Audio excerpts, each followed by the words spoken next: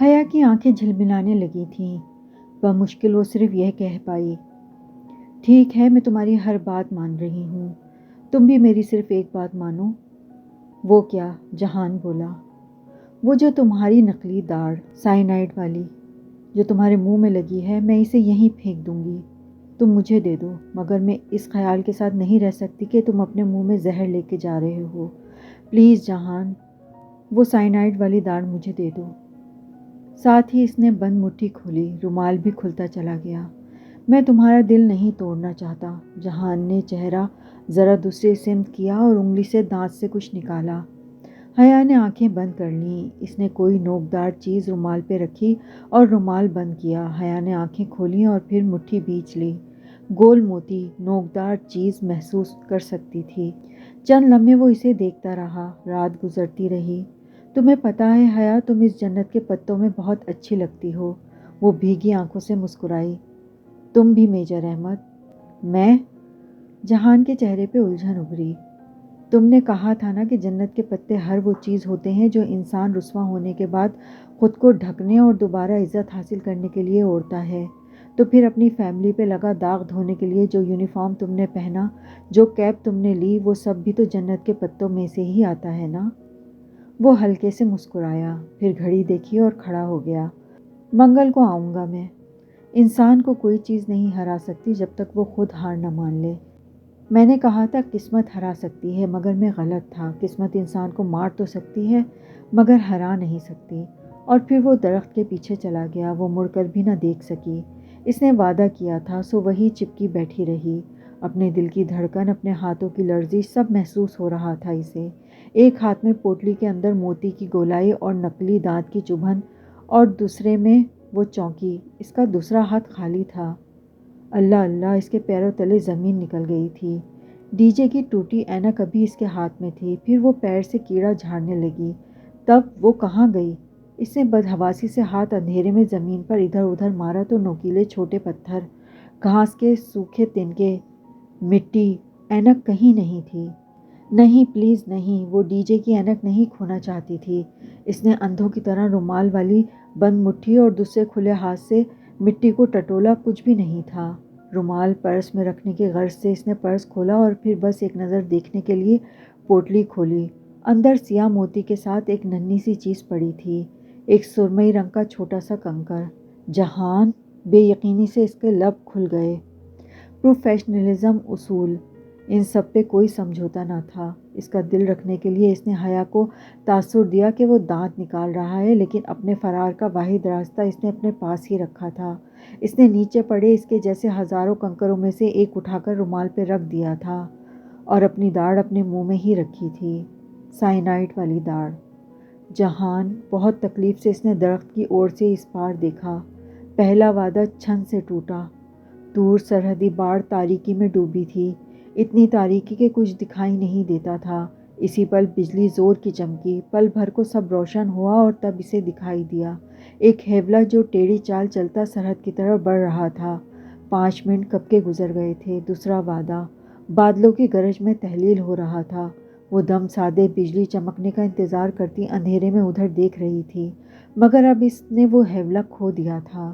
گزرتے وقت کا احساس کر کے وہ اٹھی اور واپس جانے کے لیے قدم بڑھائے۔ ساتھ ہی وہ جھکے ہوئے زمین پہ ہاتھ مار کر اینک بھی ڈھونڈ رہی تھی۔ اب اینک اور جوتا ڈھونڈنا بیکار تھا۔ وہ سیدھی کھڑی ہوئی تاکہ وہ واپس جا سکے۔ اب اسے پیچھے نہیں دیکھنا تھا۔ اپنے پرس کو پکڑا ہی تھا کہ دوسرے پل ایک دم کہیں سے سورج نکل آیا۔ وہ تیزی سے واپس بیٹھی۔ کالی رات روشن ہو گئی تھی۔ جلتی بجھتی روشنی۔ اس نے ہراساں نگاہوں سے پلٹ کر دیکھا۔ سرحد پہ روشنی کے راؤنڈز فائر کیے جا رہے تھے۔ اندھیرے میں ہر طرف روشنی بکھرتی، مدھم ہوتی، پھر بکھرتی۔ سرحدی باڑ پہ ہیولے سے بھاگتے دکھائی دے رہے تھے۔ اس نے زمین پہ پڑے ایک بڑے پتھر کو خالی ہاتھ سے سختی سے تھام لیا۔ دل دھک دھک کر رہا تھا۔ روشنی، فائرنگ، اسپیکر پہ آوازیں۔ وہ بنا آواز کے چلائی، جہان واپس آ جاؤ۔ آنکھوں سے آنسو ٹوٹ ٹوٹ کر گرنے لگے تھے۔ جسم کپ کپا رہا تھا۔ روشنی فواروں کی صورت بار بار پھوٹ رہی تھی۔ اس کا دل چاہا کہ وہ بھاگتی ہوئی سرحد پر چلی جائے، مگر وہ تیسرا وعدہ وہ پاؤں کی زنجیر بن گیا۔ وہ ہر دفعہ اسے چھوڑ کر چلی جاتی تھی۔ پہلی دفعہ وہ اسے چھوڑ کر جانا نہیں چاہتی تھی، مگر جہان کے وہ الفاظ اسے واپس بھیج رہے تھے، حیا کچھ بھی ہو جائے، کچھ بھی۔ اور پھر ایک دم زور سے دھماکہ ہوا۔ پتھر کو پکڑے گٹھی کی صورت بیٹھی حیا کے آنسو رک گئے۔ اس نے ساکھ نگاہوں سے سرحد کی جانب سے آتے دھوئیں کو دیکھا۔ روشنی، چیخو پکار، سائرن، بارود کی بدبو اور پھر دھوئیں کے بادل ہر طرف چھا گئے۔ سرحد چھپ گئی اور دھندلی دیوار ایک دفعہ پھر ان دونوں کے درمیان چھا گئی۔ کیا ہوا تھا، کیا پھٹا تھا، اسے نہیں معلوم تھا۔ وہ مردہ قدموں سے کھڑی ہوئی، ایک ہاتھ سے پرس اور ٹوٹا ہوا جوتا لٹک رہا تھا، دوسرا ہاتھ پہلو میں خالی گرا تھا۔ خالی ہاتھ، خالی دامن۔ اسے 2 وعدے توڑ کر تیسرا نبھانا تھا، اسے واپس جانا تھا۔ بادل گرج دار آواز سے ایک دم برسنے لگے، موٹی موٹی بوندیں ٹپ ٹپ کرنے لگیں۔ ترکی کی پہلی بارش میں بھی وہ ننگے پاؤں ٹوٹے جوتے کے ساتھ چل رہی تھی، آخری بارش بھی وہ ننگے پاؤں تھی۔ وہ ننگے پاؤں کھردری زمین پر چل رہی تھی، کانٹے چبھ کر تلووں کو زخمی کر رہے تھے۔ وہ سامنے دیکھ رہی تھی مگر شاید کچھ بھی نہیں دکھ رہا تھا۔ تر تر کرتے قطرے اسے بھگو رہے تھے۔ بادلوں نے سارا بوجھ اتار کر زمین اور زمین والوں کو بوجھل کر دیا تھا۔ اس کے پاؤں سے خون نکل رہا تھا، جسم میں جان نہیں رہی تھی۔ لگتا تھا ابھی لڑکھڑا کر گر پڑے گی اور گری تو اٹھ نہ سکے گی۔ اس کے ہاتھ میں اس کا صرف ایک جوتا تھا، دوسری وہی زیتون کے درخت کے آس پاس رہ گیا تھا۔ جب آدھی رات کے بعد حقیقت اپنا نقاب اتار کر پھینکتی ہے تو ہر سنڈریلا کو اپنا جوتا اسی مقام پر چھوڑ کر واپس ہونا ہوتا ہے۔ اسے بھی جانا تھا۔ وہ بارش کے قطرے تھے یا آنسو جو اس کے چہرے کو بھگو چکے تھے۔ دفتن اس کا پیر رپٹا، وہ اوندھے منہ زمین پر گری، ہتھیلیاں چھل گئیں، چہرے پر مٹی لگ گئی۔ برستی بارش، سیاہ رات۔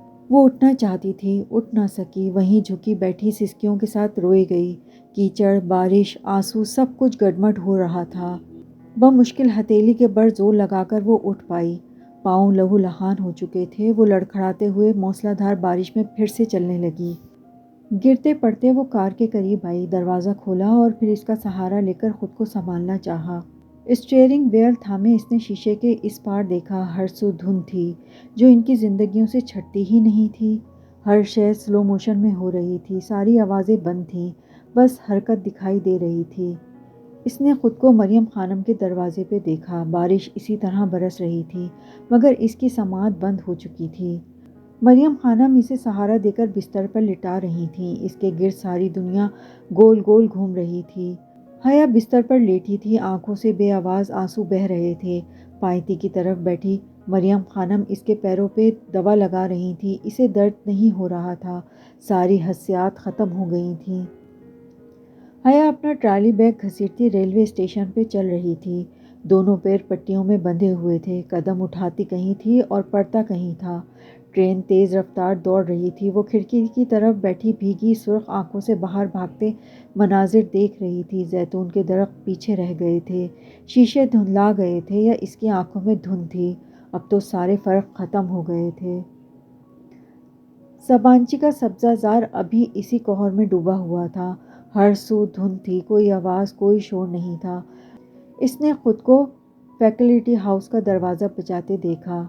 اندر سے نکلتی فربیہ مائل لڑکی اس کی طرف دیکھ کر پریشانی سے اس کی جانب بڑھی تھی۔ وہ کیا کہہ رہی تھی حیا سن نہیں پا رہی تھی، بس اسے اپنی آواز کسی گہری کھائی سے آتی سنائی دی۔ میرا سامان پیک کروا دیں انجم باجی۔ حالے اس کے بیگ کی زپ بند کرتے ہوئے کچھ کہہ رہی تھی۔ انجم باجی اس کے جوتے رکھ رہی تھیں، وہ بس ساکھ سی صوفے پر بیٹھی سر جھکائے بے آواز رو رہی تھی۔ اپنی ٹرالی بیگ کو ہینڈل سے گھسیٹتی وہ اتا ترک ہاولانی ایئرپورٹ کے دروازے سے اندر داخل ہو رہی تھی، بے جان قدم، بے سوچ نگاہیں۔ وہ شناسا سا لڑکا تیزی سے اس کی طرف آیا تھا، وہ اس کو پہچانتی تھی مگر سمجھ نہ پا رہی تھی۔ وہ بول رہا تھا کچھ۔ عبدالرحمن بھائی نے کہا تھا کہ آپ سے مل لوں، کہیں آپ کو کچھ مدد کی ضرورت نہ ہو۔ آپ بہار گل کو لے کر چلی گئیں، میں بہت پریشان تھا، یہ ممی نے بھجوائے ہیں آپ کے لیے۔ وہ کوئی پیکٹ اس کی طرف بڑھا رہا تھا۔ آفیسر اس کو لیپ ٹاپ ہینڈ کیری میں اٹھانے کا کہہ رہی تھی۔ اس نے خالی خالی نگاہوں سے اسے دیکھتے لیپ ٹاپ بیگ اٹھا لیا۔ اب کسی چیز سے کوئی فرق نہیں پڑتا تھا۔ مجھے کچھ بھی ہو جائے، مر جاؤں، گرفتار ہو جاؤں، جو بھی، تم واپس گاڑی تک جاؤ گی بس۔ جہان کی آواز اس کے کانوں میں آ رہی تھی۔ جہاز کی کھڑکی سے نیچے بہت دور فاسٹ فورس کا سمندر نظر آ رہا تھا، نیلی چادر، سفید جھاگ اور ان سب پہ چھائی دھند۔ پھر بھی اس نے آنسو نہیں پوچھے۔ وہ ترکی سے ہمیشہ روتے ہوئے جاتی تھی، اسے اس دفعہ بھی روتے ہوئے ہی جانا تھا، مگر کون جانتا تھا کہ اس دفعہ کا غم سب سے بڑا تھا۔ حیا آنکھوں پہ بازو رکھے لیٹی تھی، دروازے پہ دستک ہوئی۔ اس نے آنکھوں پہ سے بازو ہٹایا، اسی طرح لیٹی رہی۔ دروازہ کھلنے کی آواز آئی اور پھر چلتے قدم۔ آنے والے نے آگے بڑھ کر کھڑکی کے پردے ہٹائے۔ اسے بند آنکھوں سے بھی سورج کی روشنی چھن کر خود پر پڑتی محسوس ہو رہی تھی۔ حیا اٹھ جاؤ بیٹا، طبیعت کیسی ہے؟ اس نے سبین پھپھو کی آواز سنی اور پھر بیڈ کی پائنتی کے پاس دباؤ محسوس کیا، جیسے وہ ادھر بیٹھ گئی تھیں۔ بخار اترا تمہارا؟ انہوں نے جھک کر اس کے ماتھے کو چھوا۔ حیا نے بازو آنکھوں سے ہٹائے اور خالی خالی نگاہوں سے ان کو دیکھا۔ شانوں پہ دوپٹہ لیے بال کیچڑ میں باندھے وہ ویسی ہی تھیں، پرسکون، صابر اور ٹھنڈی۔ میں ٹھیک ہوں، وہ کہنے کے بل ذرا سی اٹھی، نقاہت سے جیسے جسم میں جان ہی نہ رہی تھی۔ اور یہ تمہارے پاؤں کو کیا ہوا ہے؟ نتاشا کہہ رہی تھی کہ نئی بینڈیج لا رہی ہے۔ یہ بینڈیج تو بالکل خراب ہو گئی ہے۔ انہوں نے ہولے سے اس کے پیر کے انگوٹھے کو چھو کر کہا، جس پہ لگی پٹی اب پرانی اور خستہ ہو چکی تھی۔ حیا تکیے کے سہارے بیٹھی انہیں دیکھتی رہی۔ جہان تمہارے ساتھ تھا؟ انہوں نے نرمی سے پوچھا۔ جب وہ آئی تھی تو اتنی بیمار ہو گئی تھی کہ پھپھو سے باقاعدہ بات اب ہو پا رہی تھی۔ اس نے گردن ازبات میں ہلائی، گلے میں آنسوؤں کا پھندا پڑنے لگا تھا۔ پھر؟ اور اس پھر کے آگے سارے خواب ختم ہو جاتے تھے۔ اس کی آنکھیں ڈبڈبا گئیں۔ میں نہیں جانتی پھپھو، ہم ساتھ تھے، وہ کہنے لگی تو آواز بہت بوجھل ہو گئی۔ اس رات آسمان پہ بادل تھے اور چاند نہیں تھا، تارے بھی نہیں تھے۔ وہ آگے جا رہا تھا، میں نے اسے روکنا چاہا، منع بھی کیا، مگر اس نے میری ایک نہ سنی پھپھو۔ وہ چلا گیا اور پھر وہ رکی اور پلک جھپکتی تو آنسو رخسار پہ لڑکنے لگے۔ پھر پتہ نہیں کیا ہوا، مگر وہ واپس نہیں آیا۔ کمرے میں چند لمحوں کے لیے بوجھل سی خاموشی رہی۔ پھپھو کے چہرے پہ وہی سکون، وہی ٹھہراؤ تھا۔ کیا اسے اسی وقت واپس آنا تھا؟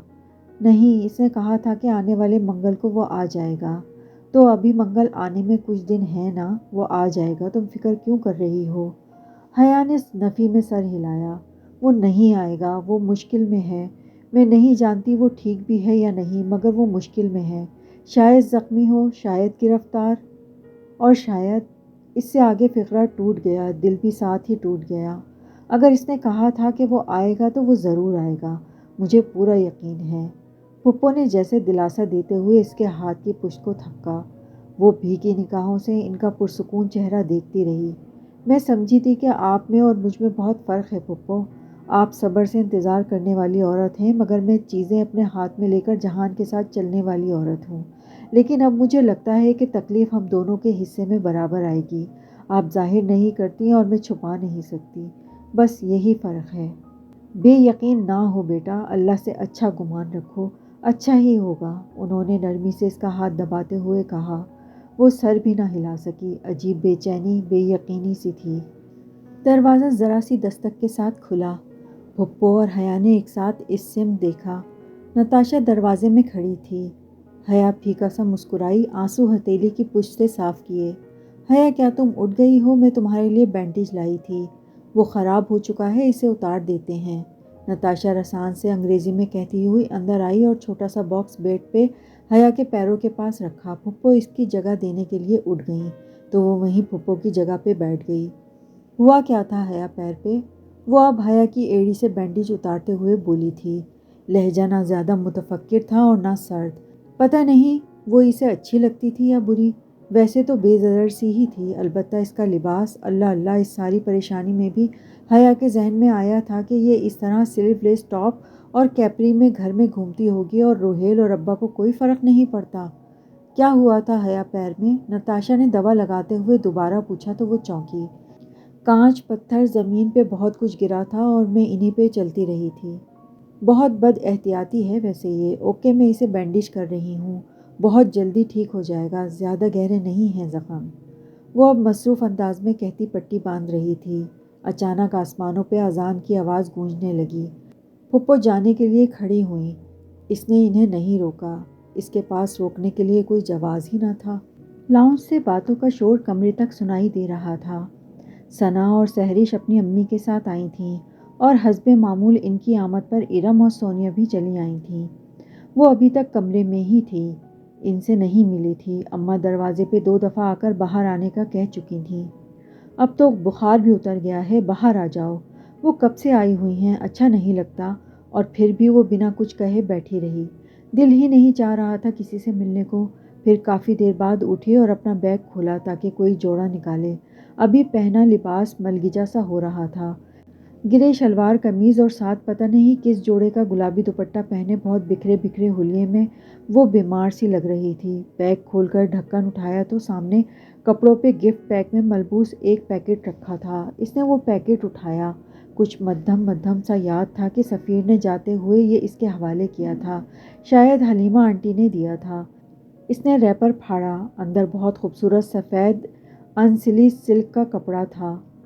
साथ में एक छोटा सा कार्ड भी लगा था। इसने कार्ड उठाया। हया के लिए बहुत दुआओं के साथ लिखा था। तुम हमेशा पूछना चाहती थी कि तुम्हारे साथ फ्लाइट में उस्मान ने सामने बैठी तुर्क औरत से क्या कहा था ताकि वो तुमसे फ्रैंक ना हो सके, तो मैं तुम्हें बताए देती हूँ। उन्होंने कहा था कि हम एक ने एक ऐसी डिश का ऑर्डर दिया है जिसमें इंडियन स्टाइल की तली हुई प्याज भी शामिल है। और बात यह है कि हया तुर्क औरतों को तली हुई प्याज से सख्त एलर्जी है। लेकिन ऑफ कोर्स वो सिर्फ इसलिए ऐसा करना चाह रहे थे कि कहीं अजनबी से बेतकल्लुफ़ी से तुम्हें नुकसान ना हो। हम अपने दोस्तों का बहुत ख्याल रखते हैं। फ़कत हलीमा और उस्मान। हया के चेहरे पे अफसुदर सी मुस्कुराहट उमड़ आई। कुछ बातें अधूरी भी रह जाएं तब भी इनकी तशंगी नहीं होती। फिर इसने बैग से कपड़े इधर उधर किए, आगे पीछे हर जगह देखा। फिर दूसरा बैग खोला। इसका विंडचैम कहीं नहीं था। पता नहीं वो इसे कहाँ भूल आई थी। दिल इतना ख़राब हुआ इस बात से कि वो लिबास बदले बगैर बाल केचर में बांधे बाहर आ गई। मतलब हद हो गई। एकदम से हमें इतनी सुना दी रज़ा भाई ने। हमारा क्या कसूर? और वो फ़ायज़ा वग़ैरह, इनको भी तो ध्यान रखना चाहिए था ना। सना लाउंज में बैठी ज़ोरों शोर और खुफगी से कह रही थी। हया को आते देखकर बात रोककर जल्दी से उठी। हया आपा, किधर हैं आप? सब कह रहे थे कि आप आते के साथ ही बीमार पड़ गई हैं।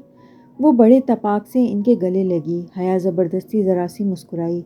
सोनिया भी अच्छे से मिली। बाकी सहरिश और इरम तो अपने अपने मूड में थीं, मगर इसे कहाँ परवाह थी। नताशा अपने मसरूफ़ अंदाज में बेनियाज सी सोफ़े पर बैठी मैगज़ीन के वर्क पलट रही थी। तो फिर क्या तुमने फ़ायज़ा से शिकायत की? वो सब बैठ गईं तो सोनिया भाभी ने सना को तनफ़ुर से देखते हुए सिलसिला कलाम वहीं से जोड़ा। हाँ, आज जाकर फ़ोन करूँगी। हद है। फिर हया को देखकर सना वजाहत करने लगी। फ़ायज़ा बाजी ने पता है क्या किया? क्या? सना ने इसी के अंदाज में दोहराया। इसे कोई दिलचस्पी ना थी। फ़ायज़ा अरसल की बहन थी और अरसल वो था जिसके वलीमे की रात ताया अब्बा ने इसकी बेइज्जती की थी। फ़ायज़ा बाजी ने अरसल भाई के वलीमे की तस्वीरें फ़ेसबुक पर लगा दी।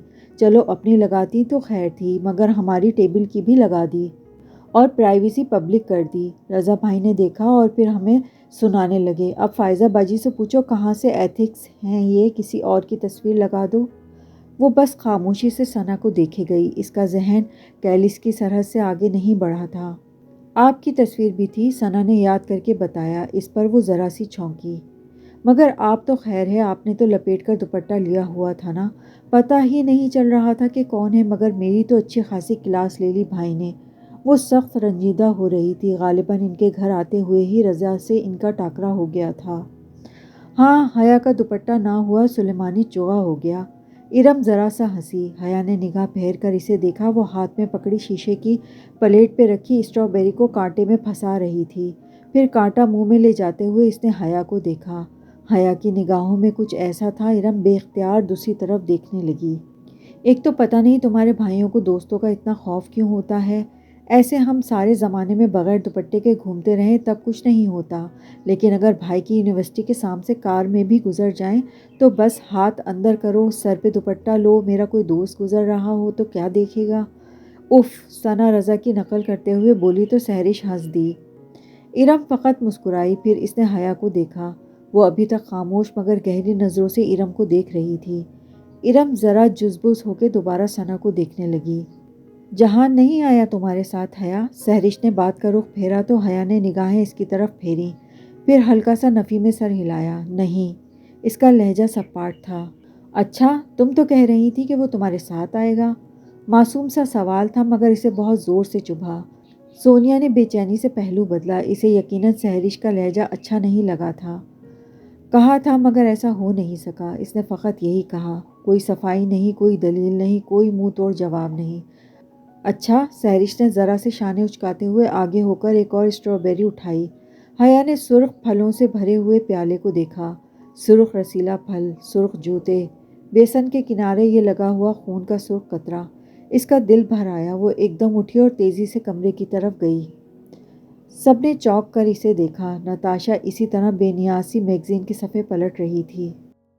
حیا باجی، آپ کا فون ہے۔ وہ اپنے کمرے میں لیپ ٹاپ کھولے عائشہ کو میل کر رہی تھی جب نور بانو نے دروازے سے جھانک کر صدا لگائی۔ وہ اچھا کہہ کے سینڈ کا بٹن دبا کر اٹھی اور باہر آئی۔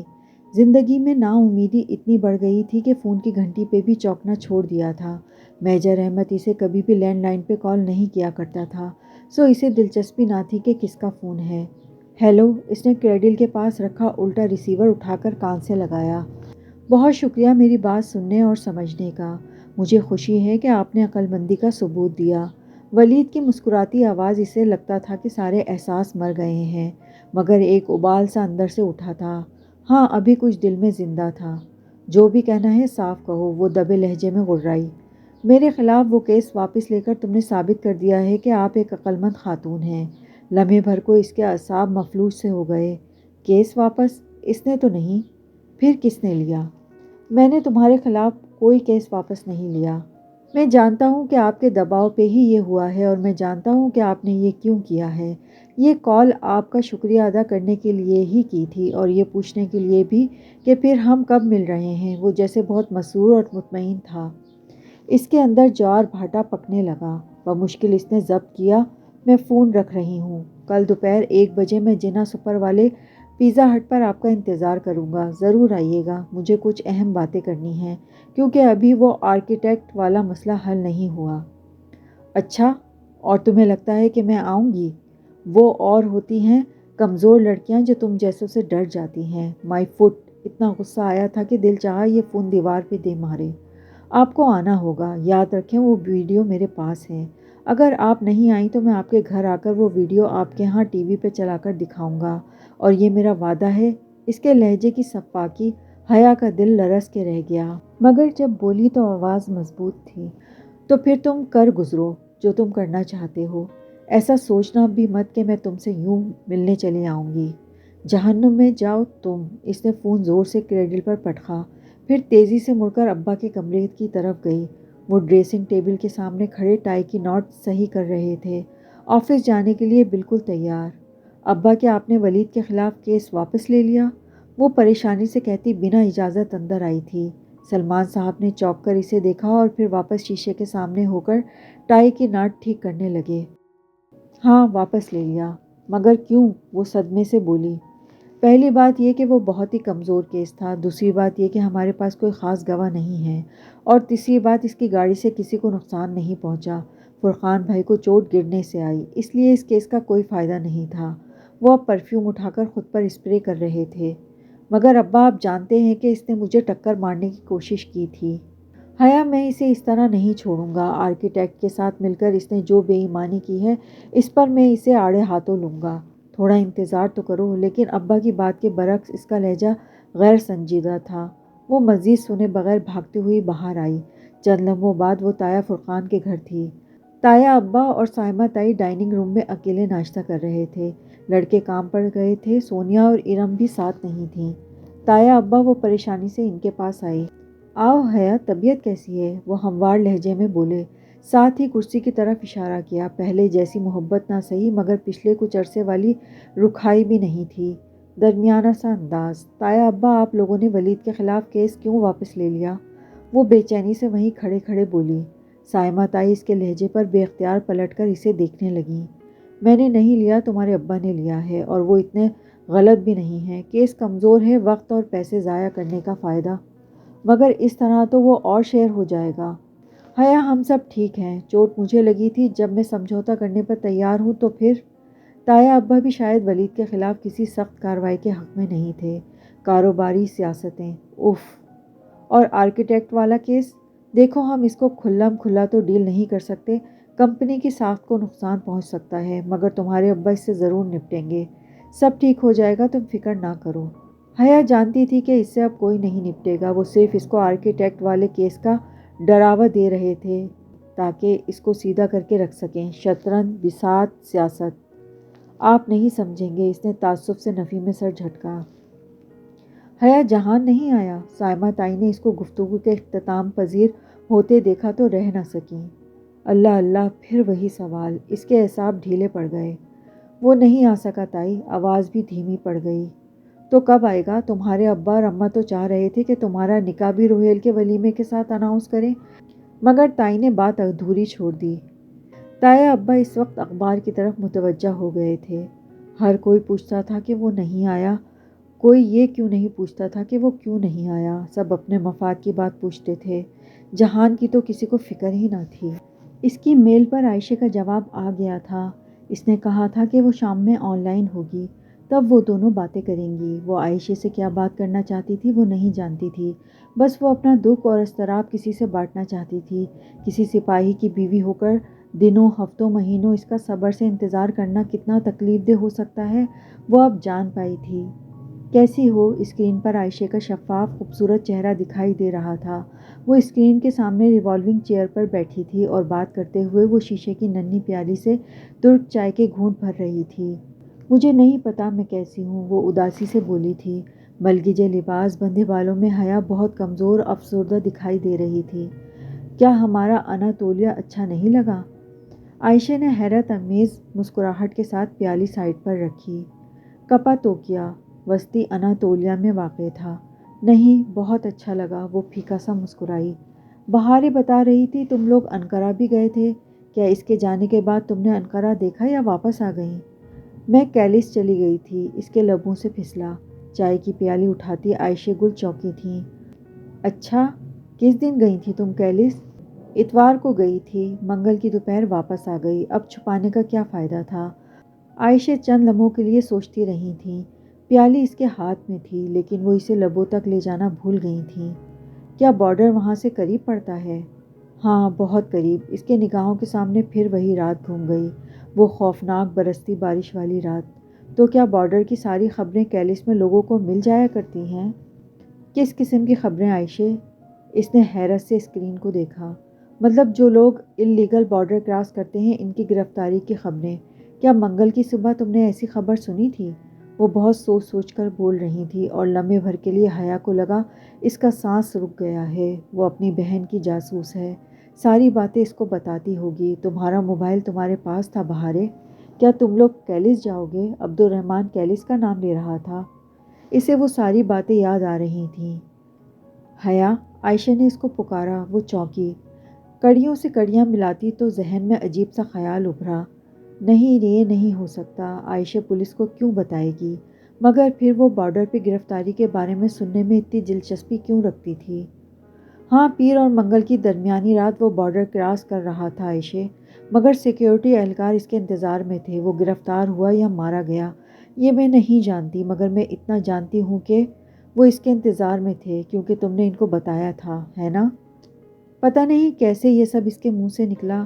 لاشعوری میں جڑی کڑیاں مل کر ایک ایسی زنجیر بنا گئی تھیں جس سے اس کے گلے میں پھندا ڈال دیا گیا تھا۔ عائشہ لمحے بھر کو خاموش ہو گئی۔ حیا کو لگا وہ انکار کر دے گی، مگر وہ جھوٹ نہیں بول سکتی تھی۔ ہاں، میں نے ان کو کال کی تھی، میرا فرض تھا، اگر مجھے معلوم ہو کہ ایک قومی مجرم قانون توڑنے جا رہا ہے تو مجھے سیکیورٹی فورسز کو بتانا چاہیے۔ وہ بے یقینی سے عائشہ گل کو دیکھ رہی تھی۔ وہ کتنے آرام سے یہ سب کچھ کہہ رہی تھی، کیا اسے نہیں معلوم تھا کہ وہ کیا کہہ رہی تھی؟ مرحبا حیا، بہارے کہیں پیچھے سے آئی اور بہن کے کندھے پہ جھول کر چہک کر اسکرین کو دیکھا۔ حیا نے جواب نہیں دیا، وہ ابھی تک عائشہ کو دیکھ رہی تھی۔ عبد الرحمن مجرم نہیں تھا عائشہ، وہ مجرم نہیں تھا۔ چائے کا گھونٹ بھرتے بھرتے عائشہ گل ٹھہری، اس کی آنکھوں میں حیرانی ابھری۔ عبد الرحمن کا کیا ذکر؟ تم؟ حیا نے لب کھولے مگر رک گئی۔ اس کے اندر ابلتا غصہ، بے یقینی، سب کچھ رک گیا۔ کہیں کچھ غلط تھا۔ تم نے عائشہ، ہم عبد الرحمن کی بات کر رہے ہیں جسے میں نے کیلس میں کھو دیا، بے بسی سے اس نے کہنا چاہا۔ بہارے کبھی عائشہ کو دیکھتی، کبھی اسکرین کو۔ عبد الرحمن کیلس میں کیا کر رہا تھا؟ تم جانتی ہو عائشہ وہ کیا کر رہا تھا؟ تم نے سیکریٹری کو بتایا اس کے بارے میں؟ حیا، وہ کیلس میں نہیں تھا، اسے انقرہ سے جرمنی جانا تھا۔ وہ کیلس کیوں گیا؟ تم جانتی ہو وہ کیلس میں تھا عائشہ، تمہیں بہارے نے بتایا تھا، مجھے معلوم ہے۔ جذبات کی شدت سے اس کی آواز بلند ہو گئی تھی۔ بہارے گل، تم جانتی تھی؟ عائشہ بے یقینی سے اپنی بہن کو دیکھا۔ وہ بے ساختہ سہم کر پیچھے ہوئی۔ میں نے کچھ نہیں کیا، سب مجھے ایسے کیوں دیکھتے ہیں؟ اس کی آنکھیں ڈبڈبا گئیں۔ وہ منگل کی رات بارڈر کراس کرنے جا رہا تھا، کیا یہ تمہیں بہارے نے نہیں بتایا تھا؟ وہ بارڈر کراس کرنے جا رہا تھا؟ نہیں حیا، یہ نہیں ہو سکتا۔ عائشہ ابھی تک دم بخود تھی۔ میں نے تو اس کے بارے میں تو کسی کو نہیں کہا، میں نے تو نسو فخری کے بارے میں بتایا تھا، سیکیورٹی کو۔ اس نے بارڈر کراس کرنا تھا منگل اور پیس کی درمیانی شب۔ وہ جہان تھا عائشہ، تم نے کال ہی کیوں کی سیکیورٹی کو؟ حیا دبی دبی چلائی تھی۔ اس رات کے زخم، بارڈر کی بو، روشنی کے گولے، سب پھر سے تازہ ہو گیا تھا۔ کیونکہ مجھے عبد الرحمن نے ایسا کرنے کو کہا تھا، وہ بے بسی سے بولی تھی۔ بہارے نے تائید میں سر ہلایا۔ میری بہن سچ کہہ رہی ہے، میں نے ان کی باتیں سنی تھی چرچ میں، اور حیا کو لگا وہ اگلا سانس نہیں لے سکے گی۔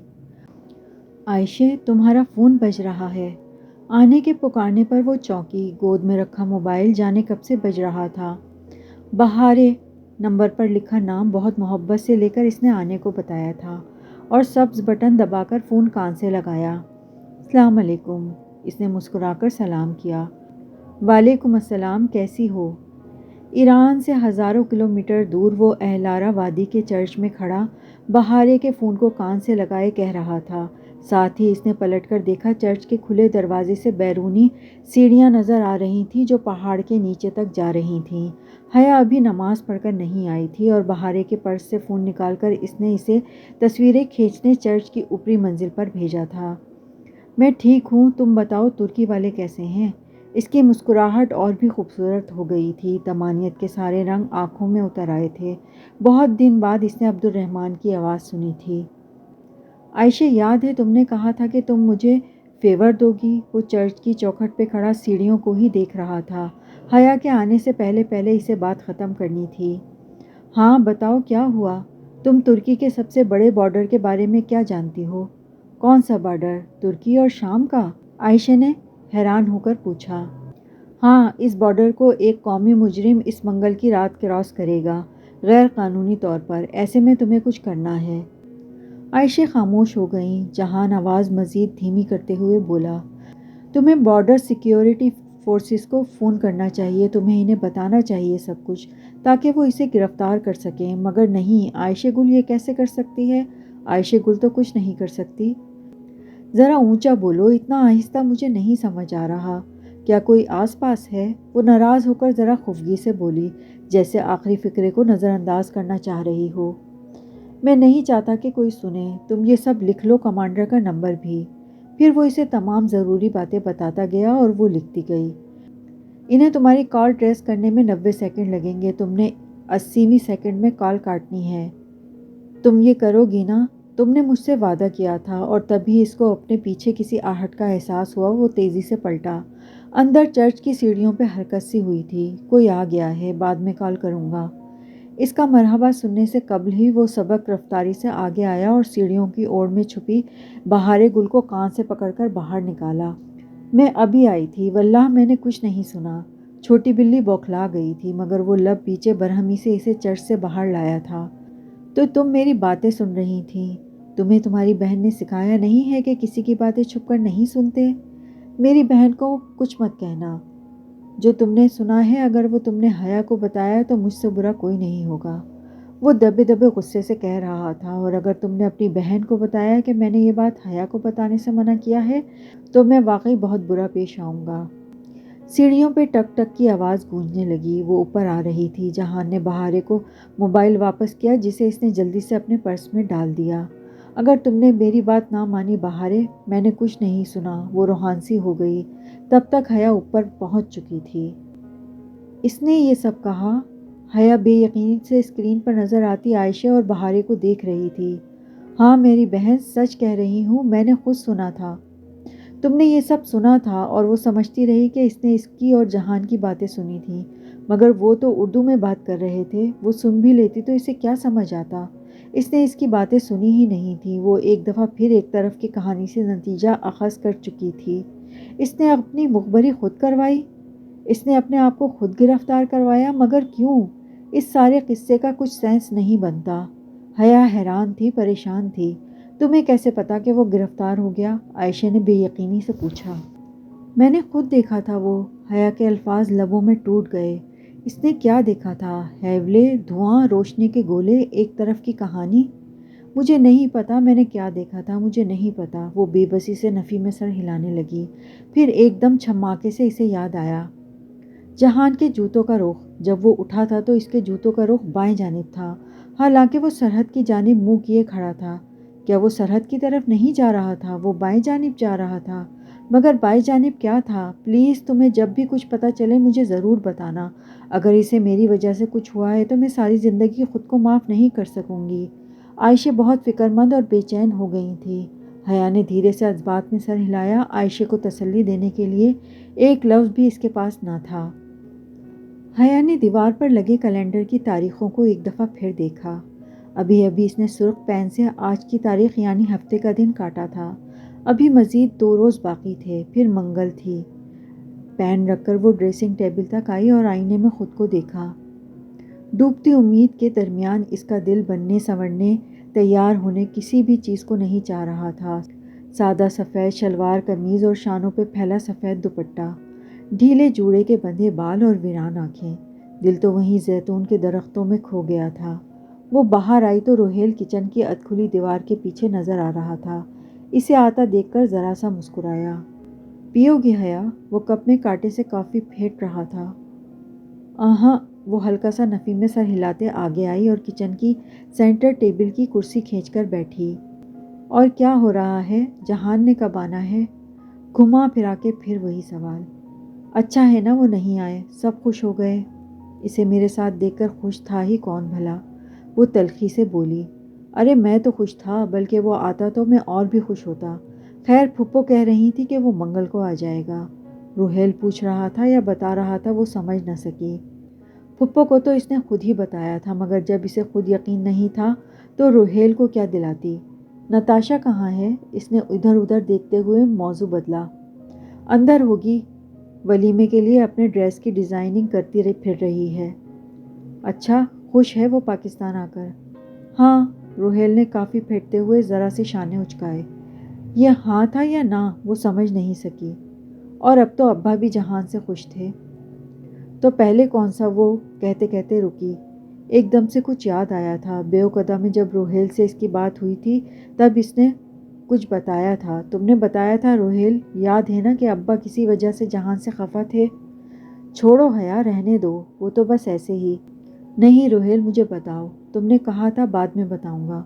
کوئی خاص بات نہیں تھی، لیکن جب ابا 1.5 سال پہلے استنبول میں سبین پھپھو سے ملے تھے تو انہوں نے کسی لڑکی کو جہان کو ڈراپ کرتے دیکھا تھا۔ بس اسی بات سے ان کے دل میں گرہ لگ گئی تھی۔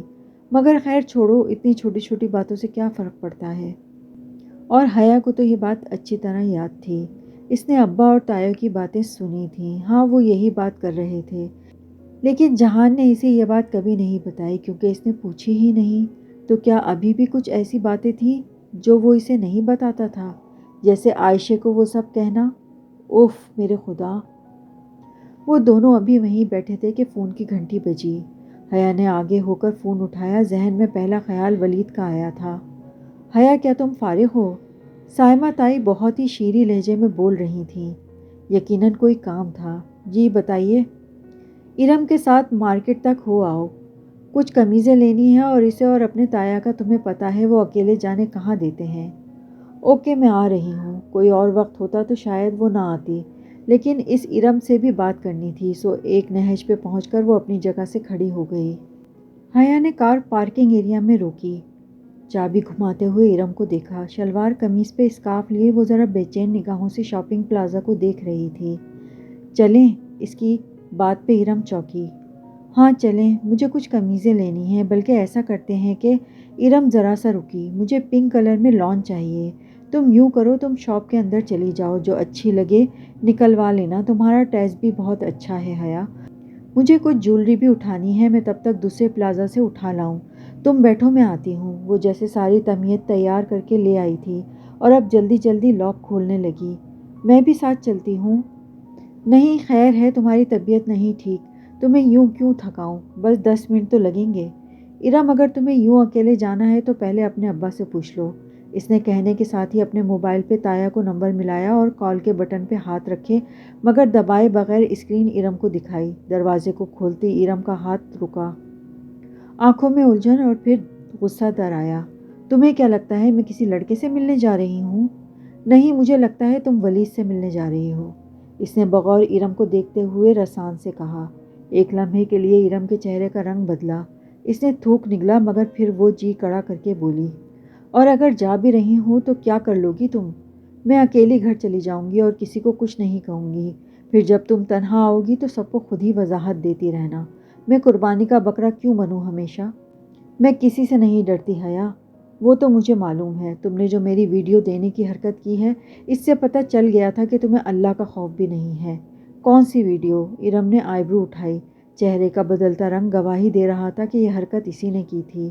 فون پہ بھلے وہ جتنی مضبوطی سے بات کر لے، سامنے کی بات اور ہوتی تھی۔ تمہیں بھی پتہ ہے اور مجھے بھی کہ میں کس ویڈیو کی بات کر رہی ہوں۔ تم نے اس طرح کرتے اتنا بھی نہیں سوچا کہ اس میں تمہاری بھی بدنامی ہوگی۔ وہ دکھ سے ارم کو دیکھتے ہوئے بولی۔ گاڑی کے شیشے آدھے کھلے تھے، اس کے باوجود باہر کے شور سے بے نیاز دونوں ایک دوسرے کو دیکھ رہی تھیں، حیا دکھ سے اور ارم تلخی سے۔ میری زیادہ فکر کرنے کی ضرورت نہیں ہے تمہیں حیا، میری جتنی بدنامی تم نے کروانی تھی کروا لی۔ ارم تم ولید سے وہ ویڈیو واپس لے لو، حیا نے التجا نہیں کی تھی، بس قطع سے کہا تھا۔ اچھا یہ چاہتی ہو تم؟ اور اگر میں نہ لوں تو؟ ارم کے چہرے پر کڑوی مسکراہٹ تھی۔ تو تم نتائج کی خود ذمہ دار ہوگی، اور اگر میں اس شرط پر لوں کہ ابا کے سامنے جا کر تم کہو گی کہ اس رات تم سے ہی بات کر رہی تھی اور وہ تمہاری کوئی جاننے والا تھا جس نے ابا کے فون کرنے پر فون اٹھایا تھا۔ حیا چند لمحے بہت دکھ سے اسے دیکھتی رہی۔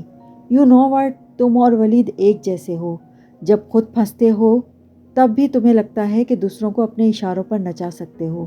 میں ایسا کبھی نہیں کروں گی۔ تو پھر ٹھیک ہے، کرنے دو ولید کو اس ویڈیو کے ساتھ جو وہ کرنا چاہتا ہے۔ چند لمحے دونوں کے درمیان ایک تلخ سی خاموشی حائل رہی۔ حیا سوچتے ہوئے ونڈر اسکرین کے پار دیکھتی رہی، کسی طرح اسے ارم کو کنونس کرنا تھا کہ وہ ولید سے وہ ویڈیو لے لے، کسی بھی طرح۔ ارم میری بات سنو، اس میں تمہارا پارٹ بھی ہے، صرف میرا نہیں۔ تم بھی بدنام ہوگی۔ پہلی دفعہ ارم کے چہرے پر ایک مطمئن مسکراہٹ ابھری۔ آر یو شیور حیا کہ اس میں میرا پارٹ بھی ہے؟ اور حیا سن سی رہ گئی۔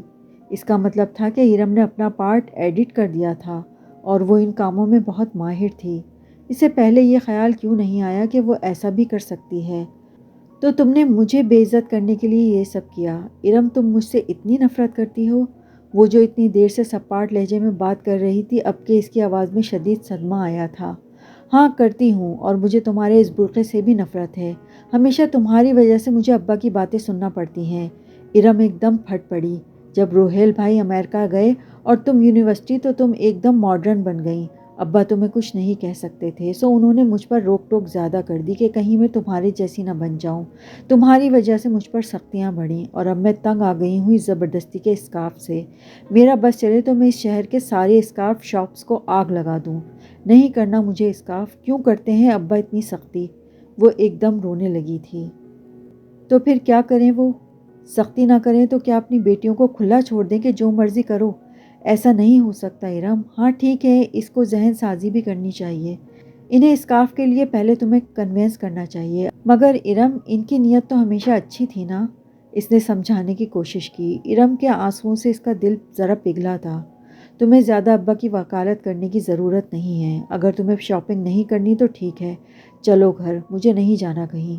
وہ آنسو پوچھتی ایک دم بہت تلخی سے کہتی سیدھی ہوئی۔ حیا نے افسوس سے اسے دیکھا، دل میں جو نرم گوشہ بننے لگا تھا وہ فوراً مٹ گیا۔ آخر وہ بھول بھی کیسے سکتی تھی کہ ارم نے ولید کو وہ ویڈیو دے دی تھی؟ اتنا بڑا دھوکہ اس نے حیا کے ساتھ کیا تھا۔ اس نے افسوس سے سر جھٹکا اور چابی گھمائی، کار کے انجن میں حرارت پیدا ہوئی۔ ارم بھیگی نگاہوں سے شیشے کے پار دیکھ رہی تھی۔ اسے اب بھی اپنی ہی فکر تھی، اپنا اسکارف، اپنے ابا کی سختیاں، اپنی مجبوریاں۔ اسے اب بھی حیا کی یا اس ویڈیو کی فکر نہیں تھی۔ منگل آیا، صبح ہوئی، دوپہر چڑھی، شام اتری اور رات چھا گئی۔ جہان نہیں آیا۔ بدھ بھی گزر گیا اور جمعرات کو زاہد چچا کی بیٹی مہوش پاکستان آ گئی، مگر وہ شدید کرائسس میں تھی۔ زاہد چچا اور عابدہ چچی نے کسی کو نہیں بتایا، مگر سائمہ تائی کو اپنے کسی ذریعے سے پتہ لگ ہی گیا۔ مہوش کا شوہر اس سے اگلی فلائٹ میں آ رہا تھا، مگر امیگریشن کسی چکر میں پھنس گیا اور عین وقت پر گرفتار کر لیا گیا۔ مہوش کی فلائٹ چونکہ ایک روز قبل کی تھی، سو وہ اس وقت تک پاکستان آ چکی تھی، اور پھر خبر ملتے ہی تایا فرقان اور ان کی فیملی سمیت سبھی عابدہ چچی کی طرف اکٹھے ہو گئے تھے۔ ڈائننگ ہال اور ڈرائنگ روم کے درمیان جالی دار پردہ آدھا گرا تھا، اس کے پار صوفوں پر سب بڑے بیٹھے تھے۔ لڑکے وغیرہ بھی اکٹھے ہو گئے تھے، سو وہ باہر لان میں تھے۔ اب تو حیا کی وجہ سے لڑکیوں کی طرف آنے سے بھی جھجکتے تھے۔ نتاشا اور روہیل البتہ صوفوں پر ہی بیٹھے تھے۔ عفان کے ماں باپ کیا کہتے ہیں؟ تایا ابا پوچھ رہے تھے۔ ان کی آواز صاف سنائی دے رہی تھی۔ جواب میں عابدہ چچی برے دل سے کچھ بتا رہی تھیں۔ ان کو یقیناً سب کا یوں افسوس کے لیے آنا اچھا نہیں لگ رہا تھا۔ آج کل کے لڑکے بھی پتہ نہیں کن چکروں میں ہوتے ہیں، سائمہ تائی نے ہمدردی سے کہا تھا۔ مہوش نے دبے دبے غصے سے جالی دار پردے کو دیکھا اور ایک دم اٹھ کر اندر چلی گئی۔ کیا کیا جا سکتا تھا؟ بس اللہ تعالیٰ خیر سے اسے واپس پہنچا دے، پھپھو نے دھیرے سے کہا۔ انہیں بھی سائمہ تائی کا یوں اصرار سے سب کو افسوس کے لیے ادھر لے آنا اچھا نہیں لگا تھا۔ جہان کی کیا خبر ہے سبین؟ منگل تو گزر گئی، اس کا کوئی اتا پتہ بھی ہے؟ سائمہ تائی کو پھپھو کا ٹوکنا برا لگا تو توپوں کا رخ عفان سے جہان کی طرف کر دیا۔ حیا چونک کر آدھے ہٹے پردے کو دیکھنے لگی۔ آ جائے گا بھابھی، کسی مسئلے میں ہوگا، تبھی دیر ہوئی ہے۔ پھپھو کی آواز مزید دھیمی ہو گئی۔ تم بھی اپنے بیٹے پر نظر رکھا کرو سبین، تایا ابا نے اسی انداز میں کہا جس میں وہ عفان کی بات کر رہے تھے۔ پتہ نہیں وہ بھی کسی ٹھیک کام میں ہے یا اپنے باپ کے جنازے پر بھی تو نہیں آیا تھا۔ جہان کا یہاں کیا ذکر بھائی؟ پھپھو کے لہجے میں دبا دبا سا شکوہ تھا۔ حیا نے میز کا کونا سختی سے پکڑا، پیشانی کی رگیں بھیج گئی تھیں، اندر ایک ابال سا اٹھا تھا۔ عفان کا بھی تو ہمیں معلوم نہیں تھا، یہاں شاید کسی کا بھروسہ نہیں ہوتا۔ تایا ابا نے پھپھو کی بات سنے بغیر تبصرہ کیا۔ حیا کے اندر کا ابال بس کسی لاوے کی طرح پھٹ پڑنے کو تیار تھا۔ بمشکل وہ ضبط کر کے لب بیچے بیٹھی رہی۔ ایسا کچھ نہیں ہے بھائی، میں اپنے بیٹے کو اچھی طرح جانتی ہوں۔ حیا نے مڑ کر دیکھا، جالی دار پردے کے پاس پھپھو ذرا خفگی سے کہتی نظر آ رہی تھیں۔ اس نے سائمہ تائی اور عابدہ چچی کے چہرے کے معنی خیز تاثرات دیکھے اور پھر ابا کو دیکھا جو خاموشی سے پھپھو کو دیکھ رہے تھے۔ سچ کہوں تو سبین، مجھے تمہارے بیٹے کے کام مشکوک سے لگتے ہیں۔ کبھی کہتا ہے ریسٹورنٹ ہے، کبھی کہتا ہے جاب سے چھٹی نہیں ملی۔ بہتر ہوگا تم اس پر چیک رکھا کرو تاکہ کل کلاں کو کوئی بڑا نقصان نہ اٹھانا پڑے۔ میں تو یہ بھی نہیں جانتا کہ وہ کام کیا کرتا ہے۔ اور تایا کی اس بات پر اسے لگا کہ اس کی برداشت ختم ہو گئی ہے۔ بس بہت ہو گیا، اب مزید وہ نہیں برداشت کر سکتی۔ یہ ٹھیک تھا کہ اسے راز رکھنے آتے تھے، مگر اسے صرف وہ راز رکھنے چاہیے تھے جن کے رکھنے کا کوئی فائدہ ہو، اب مزید نہیں۔ وہ تیزی سے اٹھی اور جالی دار پردہ اٹھا کر ڈرائنگ روم کے دروازے پر آئی۔ اس کے یوں آنے پر سب نے اسے مڑ کر دیکھا۔ کیا آپ جانتے ہیں تایا ابا کہ وہ کیا کام کرتا ہے؟ اگر نہیں جانتے تو میں آپ کو بتاؤں۔ ہاں یہ ٹھیک ہے کہ وہ بڑے تھے اور ان سے ادب سے بات کرنی تھی، مگر وہ اپنے لہجے میں پنہاں غصے کو ضبط کیے۔ جب بولی تو اس کی آواز کافی بلند تھی۔ تایا ابا نے قدرے حیرانی قدرے برہمی سے اسے دیکھا اور پھر سلمان صاحب کو اور فاطمہ کو، کہ جیسے کہہ رہے ہوں کہ ان کی بیٹی کو کیا ہو گیا ہے۔ شاید آپ نہیں جانتے، ٹھہرے میں آپ کو بتاتی ہوں، وہ اسی انداز میں اونچی آواز میں بولی۔ جہان ابھی اسی لیے نہیں آ سکا کیونکہ وہ ابھی آفیشل اسائنمنٹ میں پھنسا ہوا ہے۔ آپ تو یہ بھی نہیں جانتے ہوں گے کہ وہ ہماری ایجنسی کا ایک ایجنٹ ہے، ایک بہت قابل آرمی آفیسر۔ یہ بات کہہ کے جب حیا فارغ ہوئی تو اس نے باری باری سب کے چہروں کو دیکھا۔ تایا ابا، سائمہ تائی، زاہد چچا، عابدہ چچی سب حیران سی نظروں سے اسے دیکھ رہے تھے، جیسے انہیں سمجھ نہیں آیا ہو کہ اس نے کیا کہا ہے۔ آہستہ آہستہ اس کے الفاظ ان کے ذہنوں میں ٹھہرنے لگے اور ان کے معنی ان کے سامنے عیاں ہونے لگے۔ Army officer, agent? تایا فرقان نے پہلے حیران نظروں سے اسے دیکھا، جو اپنی بات کہہ چکنے کے بعد ذرا پرسکون سی چوکھٹ پہ کھڑی تھی۔ پھر سبین پھپھو کو دیکھا جو خاموشی سے صوفے پہ بیٹھی تھی، مگر ان کی آنکھوں کا سکون اس بات کا خماس تھا کہ انہیں حیا کی اس بات سے خوشی ہوئی ہے۔ ضروری تو نہیں تھا نا کہ سب کچھ جہان آ کے بتاتا، انہیں شاید جہان نے منع کر رکھا تھا، سو انہوں نے بیٹے کا مان بھی رکھا، لیکن حیا کے اس عمل سے جیسے انہیں ڈھیروں سکون مل گیا تھا۔ وہ ہماری ایجنسی کے لیے کام کرتا ہے؟ سائمہ تائی شاکڈ سی بولی۔ کیا وہ آرمی آفیسر ہے واقعی؟ جی تائی، یہ سچ ہے، وہ سینے پہ ہاتھ لپیٹے بہت اعتماد سے کہہ رہی تھی۔ ہر دفعہ انسان کو اپنے لیے جنگ نہیں لڑنی ہوتی، کئی دفعہ دوسروں کے لیے بھی لڑنی پڑتی ہے، اور وہ اس وقت وہی کر رہی تھی۔ اس نے بہت عرصہ یہ بات اپنے تک رکھی تھی، آپ لوگوں کو نہیں بتائی، اس لیے نہیں کہ وہ آپ کو اپنا نہیں سمجھتا تھا۔ ہاں ٹھیک ہے کہ اس کی جاب کی نوعیت ایسی تھی کہ اسے اپنی شناخت چھپا کے رکھنی تھی، لیکن وہ چاہتا تو بتا سکتا تھا، جیسے پھپھو کو ہمیشہ سے پتا تھا، جیسے بہت سے دوسرے لوگوں کو معلوم تھا، لیکن اس نے آپ لوگوں کو نہیں بتایا۔ اس نے لوگوں کو کہتے ہوئے تایا فرقان کو دیکھا۔ بہت فخر سے کہا تھا کہ کسی غدار کے بیٹے کو فوج میں کمیشن نہیں مل سکتا، حالانکہ ایسا نہیں ہوتا تایا ابا۔ کتنے ہی غداروں کے بیٹے بھتیجے آج بھی فوج میں کام کر رہے ہیں، اور بہت دیانتداری اور محب الوطنی سے کر رہے ہیں۔ اسی لیے جب اس کو جاب مل گئی تو اس نے آپ کو نہیں بتایا کہ آپ کا مان نہ ٹوٹے، تاکہ آپ کے فخر کو ٹھیس نہ پہنچے۔ وہ جانتی تھی کہ وہ کافی زیادہ بول چکی ہے، بڑوں کے سامنے اتنا نہیں بولنا چاہیے، مگر بات کرتے ہوئے بھی وہ تمیز اور تہذیب کی حد سے آگے نہیں بڑھی تھی۔ البتہ اس کی آواز ذرا اونچی تھی۔ بعض دفعہ انسانوں کے خود غرض مجمع کو اپنی بات منوانے کے لیے تھوڑا سا بدتمیز اور لاؤڈ ہونا پڑتا ہے۔